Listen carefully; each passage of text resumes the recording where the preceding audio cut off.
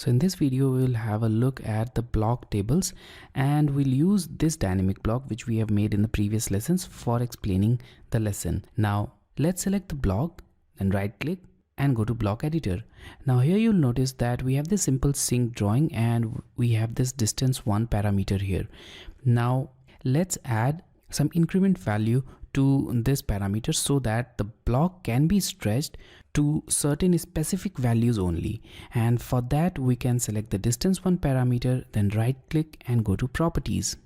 Now here in the properties panel, scroll it down and you'll see here in the value set the distance type which is set to none. So let's click it and select list, and now we have the current distance specified here, which is 762 unit between these two endpoints.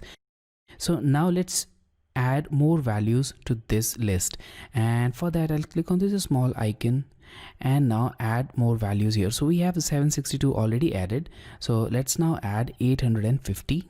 Click on add. Let's add 1060. Let's add it, and let's add 1600 as the fourth value. So as you can see that I am adding these values very randomly. They are not added at any specified interval. So once you have added these values, click on OK. And now as soon as you select OK, you'll notice that there will be these markers at the specific intervals. And now let's close this properties panel and let's test the block.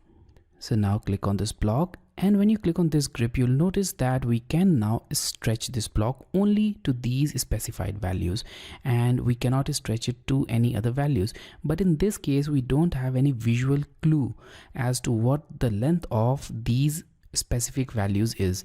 So in order to add any visual clue or a list that represents the length of these increments, we can use block table.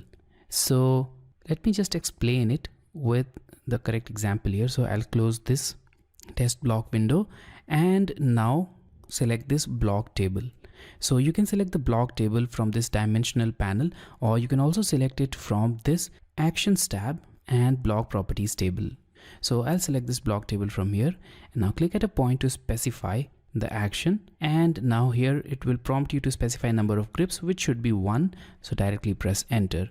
Now once you press enter, you'll see this block properties table, and here select this add properties, and it will indicate the parameters which are already added, which is distance 1, the linear type parameter, which is here.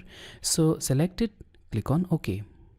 Now we have this distance 1 parameter, and we need to add the values which we want to see in this parameter or in this list. So click here and you'll see this drop down.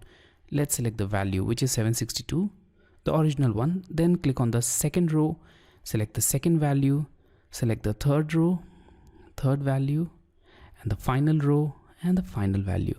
So now we have added all the 4 values. Let's click on OK. And here we have it. The block table is now added. So let's now test the block. So click on this test block. Now select it. And now we have this down pointing grip. Let's select it, and now we have the visual clue as well. So now we can simply see the distances, or the distance between these two endpoints, which is 762 in the first case, 850 in the second, 1060 and 1600. So this is another method of adding increment values or a list of values to the existing dynamic block. Now in this case also you can use this grip to change the values. Obviously this grip will always be there, but if you want to hide this grip for whatever reasons, you can do that as well. So let's now close this test block, and now let's say that we want to hide this grip because it's obviously of no use when we have this block table. So let's select this distance 1 parameter, then right click, go to properties. Now scroll it down, and here you'll see number of grips, which is 1 in this case. So let's change this value to 0, and now we don't have any grip. Don't delete this distance 1 parameter, because if you delete the distance 1 parameter, the block table will lose its importance because it's pulling all of its data from this distance 1 parameter. So you can only change the number of grips, but you cannot delete the parameter in this case. So now let's click on this close icon, and now let's test the block once again. Now select the block, and this time we only have this grip, and we can change the values directly from this grip.